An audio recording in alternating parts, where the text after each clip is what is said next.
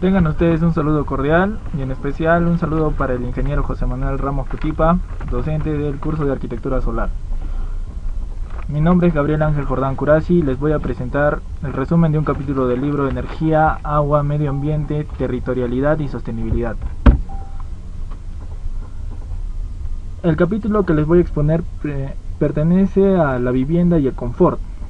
El nombre del capítulo 32 es la arquitectura bioclimática. Y yo les voy a exponer la segunda parte porque un compañero ya me antecedió con la primera parte.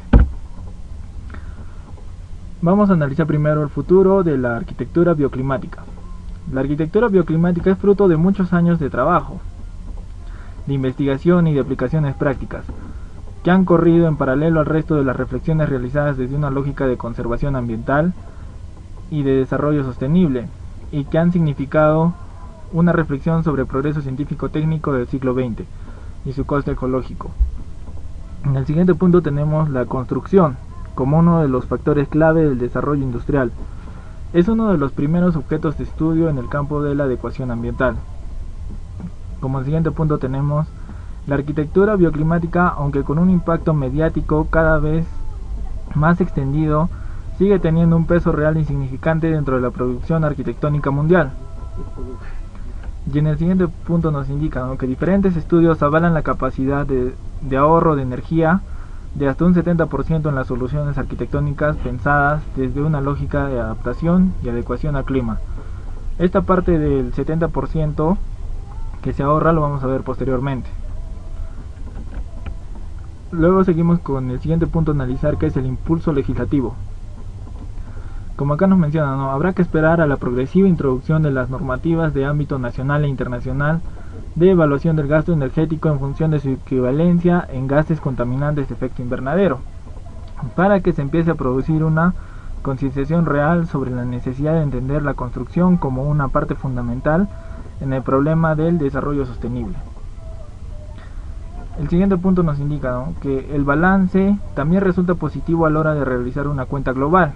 Los índices de sobrecosto al aplicar lógicas de adecuación bioclimática a la construcción han implicado en España una media de un 15% más sobre el coste de la construcción de una vivienda tradicional, compensados sobradamente con los ahorros energéticos obtenidos ya comentados, del orden de un 70%, como lo mencionaba en la diapositiva anterior, y que en el cómputo global relacionado con la vida útil del edificio supondría un ahorro neto total en costes de construcción más costes de mantenimiento en torno al 20%. Cuando hablamos de su equivalencia en gases de efecto invernadero, nos referimos al dinero que es subvencionado por una entidad por la producción de energía que no contamina el medio ambiente. Su evaluación o el dinero que se va a recibir viene dada en comparación a los gases de efecto invernadero que no han sido emitidos. Pasamos y continuamos con el siguiente, que nos dice sucesivas etapas de implantación. En el orden, acá tenemos un análisis, que son 3 órdenes en especial. Y acá nos menciona que en el orden más sencillo se encontrarían aquellos edificios que solo se preocupan de conseguir una alta eficiencia energética, una vez construidos. En el segundo orden se situarían aquellos parámetros en donde el balance energético global incluiría no solo en la fase de vida útil del edificio, sino todo su proceso constructivo, desde la extracción de los materiales a su elaboración industrial, su puesta en obra, su uso, su reciclaje y su destrucción. En el tercer orden tenemos aquellas edificaciones que no solo se preocupan de mantener buenos balances energéticos, sino también el adecuarse al medio ambiente en un sentido más extenso.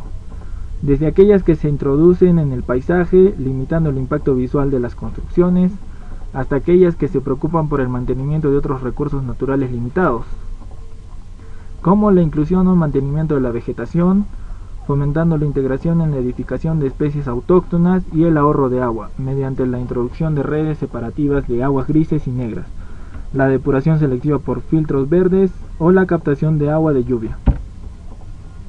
A continuación tenemos el plan de contratación pública verde de la Administración General del Estado. En especial en este punto vamos a analizar el Estado de España.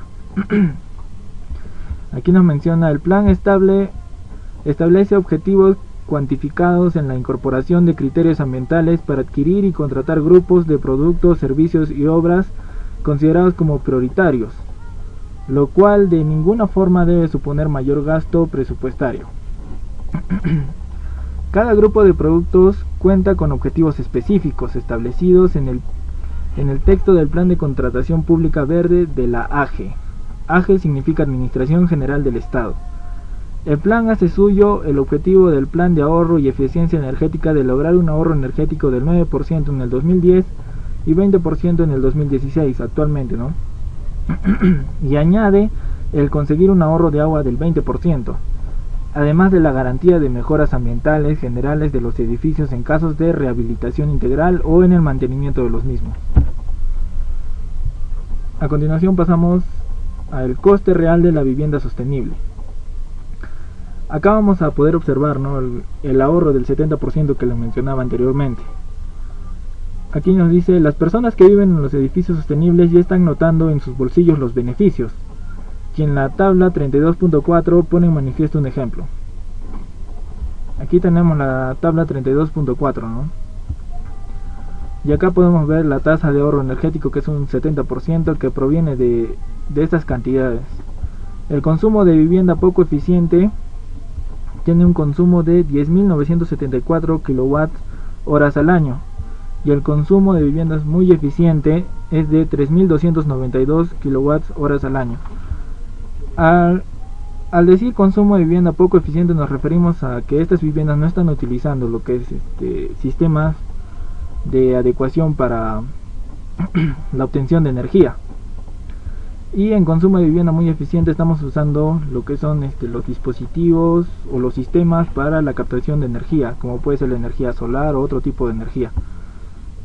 Nada más utilizada es la energía solar. Acá podemos ver la eficiencia térmica año por año. Tenemos que va desde en el primer año al 4% y en el quinto año hasta el 8%. Y incluso el precio, ¿no?, cómo va subiendo de a poquitos. Acá está el precio por kilowatt hora, que tenemos que va desde el 0.0311 hasta el 0.0416. El coste anual de consumo térmico. Acá tenemos que en total durante los 5 años ha sido 2.342, y el coste anual de consumo térmico, que es 703, pero para el caso de una vivienda muy eficiente. Acá podemos ver la diferencia, ¿no?, entre una vivienda poco eficiente y una vivienda muy eficiente en esta parte. Y acá la diferencia en el ahorro de 5 años, que serían 1.639 euros. Pasamos al siguiente punto, ¿no?, las posibilidades de las energías renovables y la arquitectura bioclimática. Hoy en día se disponen de equipamientos específicos capaces de transformar la energía del sol, del viento y de la biomasa en energía útil. Los más habituales son los paneles solares, los aerogeneradores y los sistemas que aprovechan la biomasa. Estos sistemas lo vamos a ver un poco más adelante. Pasamos con el siguiente punto, que nos dice, ¿no?, sin embargo, sus posibilidades de aplicación van a ser necesariamente lentas. No obstante, es conveniente ir enunciando las posibilidades.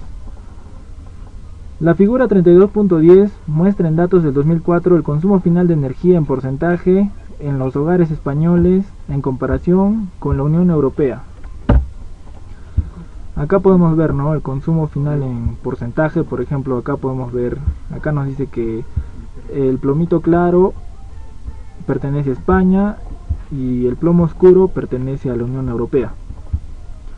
Por ejemplo, en energías renovables podemos observar que España se encuentra entre un 14% aproximadamente, y la Unión Europea en energías renovables ha utilizado aproximadamente un 18%. Y acá podemos ver el caso de la electricidad, el caso del gas natural, petróleo y derivados, y de los combustibles sólidos. Pasamos a la siguiente. Acá ya vamos a especificar un poco de lo hablado anteriormente, ¿no?, de lo que es la radiación solar y de la energía eólica, entre otros. Acá nos hace mención que España es uno de los países europeos que más radiación solar percibe por unidad de superficie a lo largo del año. El aprovechamiento de esta, así como todo tipo de energía renovable, es de sumo interés por el ahorro energético, rentabilidad económica, reducción de su grado de dependencia energética del exterior, así como la de la utilización de los recursos propios.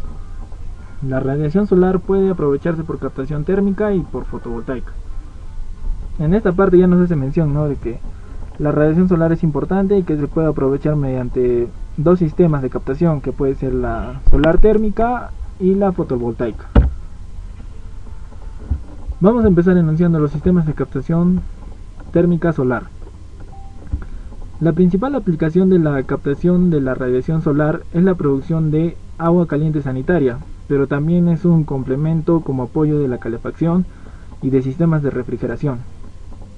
La energía solar térmica se fundamenta en el aprovechamiento térmico de la radiación solar sobre un captador que permite calentar un fluido, generalmente agua con aditivos, que circula por su interior. Este calor se transmite al agua de consumo mediante un intercambiador y normalmente queda acumulado en un depósito preparado para su uso posterior. Acá podemos ver, ¿no?, lo que se mencionaba anteriormente. Esta sería la parte, este es el circuito primario, este es el circuito secundario, acá tenemos el intercambiador, acá tenemos un sistema de captación solar que puede ser un colector, acá tenemos el reservorio o acumulador, acá tenemos el agua fría que entra de la red y el agua caliente que sale para el consumo. Mencionábamos anteriormente que generalmente se usa agua con aditivos, es en esta parte que se utiliza.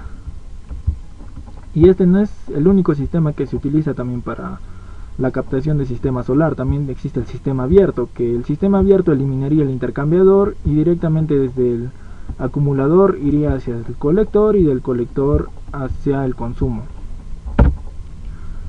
Luego tenemos otra forma de aprovechamiento de energía solar térmica, que viene a ser la calefacción por suelo radiante. En la calefacción por suelo radiante es el que radia el calor de abajo hacia arriba, incidiendo sobre los cuerpos sólidos, suelo, muebles, paredes, personas, elevando su temperatura. La temperatura del suelo es prácticamente la misma que la de la superficie de la habitación. Con ello el reparto de temperaturas es uniforme en toda la superficie. Continuamos con calefacción por el suelo radiante. Y acá nos indica, ¿no?, que por otro lado la temperatura es muy reducida, de 23 a 20 grados centígrados, con lo que no se generan corrientes de aire interiores. Si tuviéramos tal vez una temperatura más elevada se podrían generar corrientes de aire, ¿no?, que van desde abajo hacia arriba, por el efecto de las densidades. El principio de funcionamiento es el siguiente, acá nos explica un poco más ya detalladamente cómo funciona, ¿no?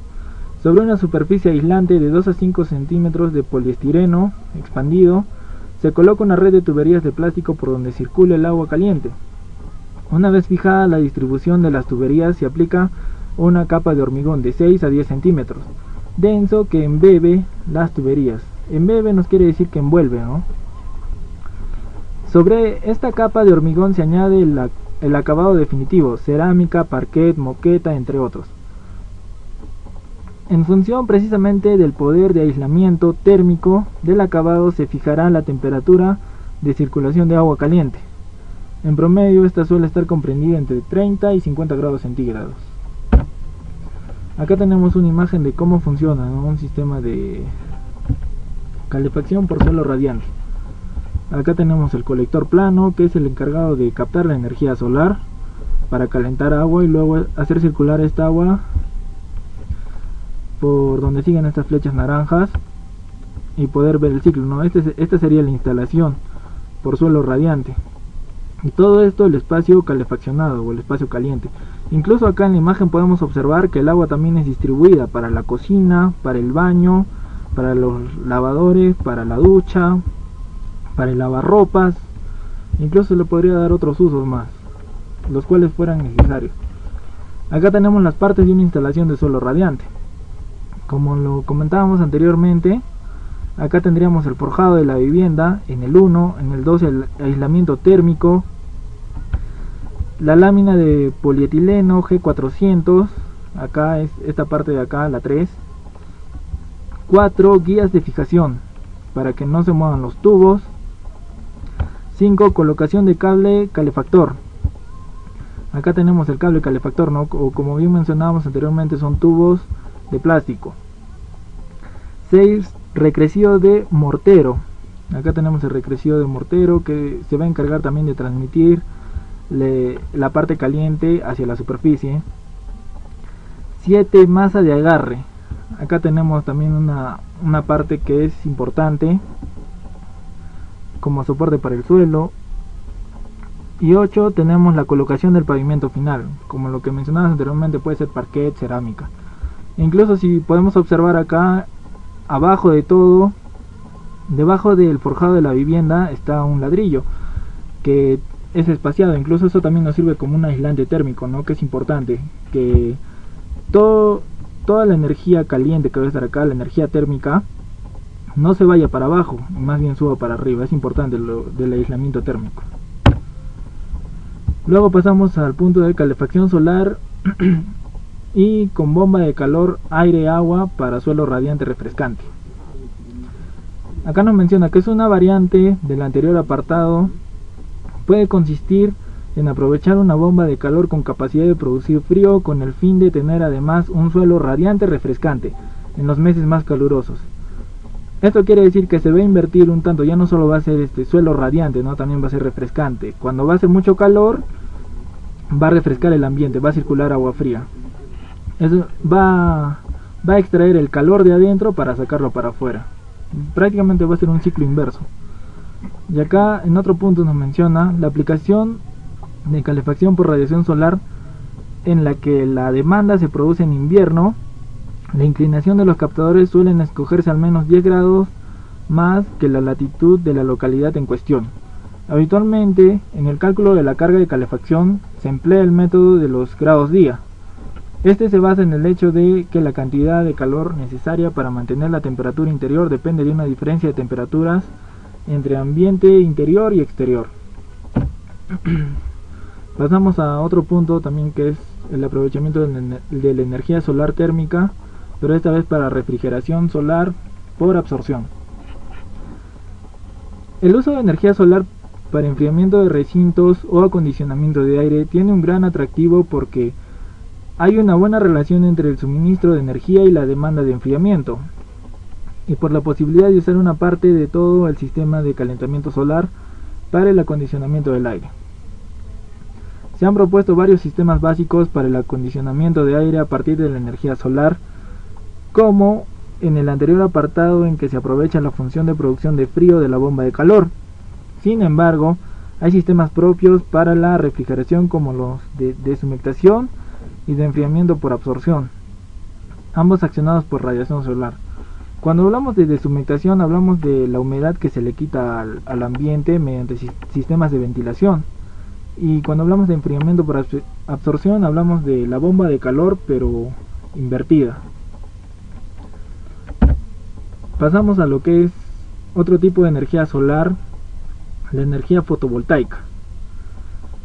Acá nos hace mención que se basa en el efecto voltaico que convierte la energía de la radiación solar en eléctrica en cada una de las células fotovoltaicas. En general existen estos dos tipos de instalaciones: aplicaciones aisladas y aplicaciones conectadas a la red. Dentro de las aplicaciones aisladas tenemos las aplicaciones agrícolas de todo tipo, como son el bombeo, riego de invernaderos, depuración de aguas. En la señalización tenemos señalización de carretera, ferrocarriles o señalización aérea. Y dentro de comunicación tenemos los repetidores de radio y televisión, de telefonía móvil, entre otras.